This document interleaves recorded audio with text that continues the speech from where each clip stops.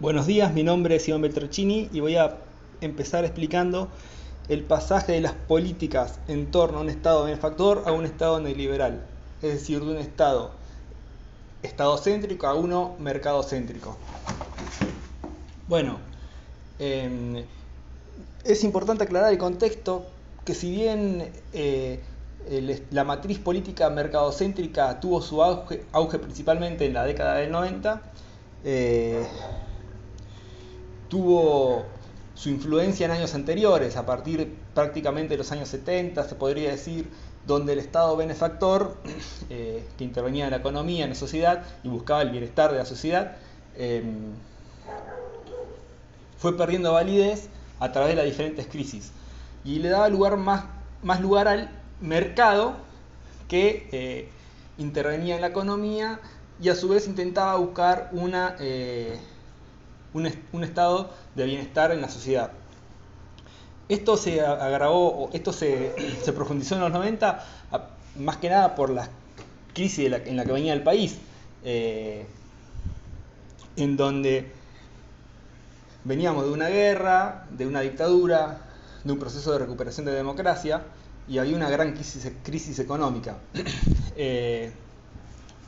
Bueno, a partir de, como dije, en los 90, la idea era achicar el Estado y se fue aplicando la idea de ir privatizando los diferentes bienes públicos y estatales. En ella fue incluida la educación, en donde mediante una reforma de la ley de educación se favoreció y promovió ideas privatizadoras. Esta ley generó una desresponsabilización por parte del Estado a cargo de las escuelas, en donde solo asistía a las que más lo necesitaren. Por ejemplo, también otra de las medidas que podríamos mencionar fue, no sé, que las escuelas nacionales pasaban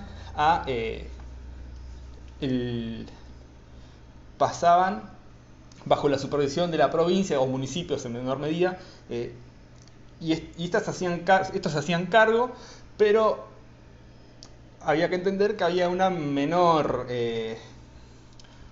presupuesto para estas escuelas. Las escuelas privadas, en función de esto,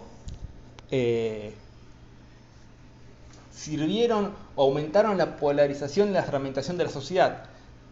Por ejemplo, lo que antes se veía mucho más agravado por la crisis que padecía el país, ahora estaba muchísimo más agravado por estas diferencias sociales, en donde uno que podía acceder a una educación privada, por ejemplo, accedía a una mejor formación académica, con mejor condiciones de edilicia, además se podía decir que podía tener un mejor nivel de vida incluso. En cambio, en las escuelas públicas había un presupuesto mucho más ajustado, donde las condiciones de edilicia no eran las mejores, además que había que sumarle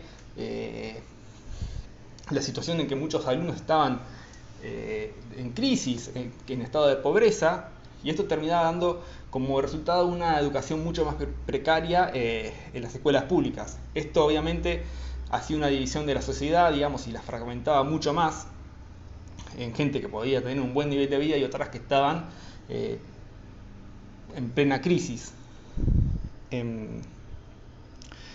Esto fue algo que se fue modificando a través de los años. Por ejemplo, en el 2016 el Estado se hizo más cargo de las escuelas provinciales, aumentó el presupuesto y demás, pero igualmente son heridas que quedaron en la educación argentina.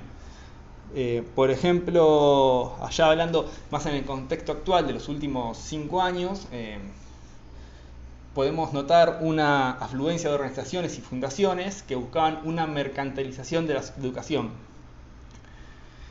A través de diferentes discursos educativos que se muestran neutros, van tomando relevancia. Estas organizaciones difunden ideas y valores y actitudes más propias del ámbito empresarial, lo que permite ir legitimando socialmente cambios en las políticas públicas que permitan un proceso de mercantilización educativa. Pero ¿cómo accedieron a estas organizaciones a intervenir tanto en la educación argentina pública? En la educación pública argentina. Estas principalmente tienen vínculos o tenían vínculos empresariales con el gobierno de Cambiemos principalmente. Por ejemplo, podemos ver cómo muchos gerentes de empresas se metieron dentro de los ministerios. Y esto también no quedó exento de la educación, en donde las mismas organizaciones y fundaciones obtenían también beneficios, además de todo esto que dijimos de incluir guías, obtenían beneficios impositivos y mejoras en su propia imagen.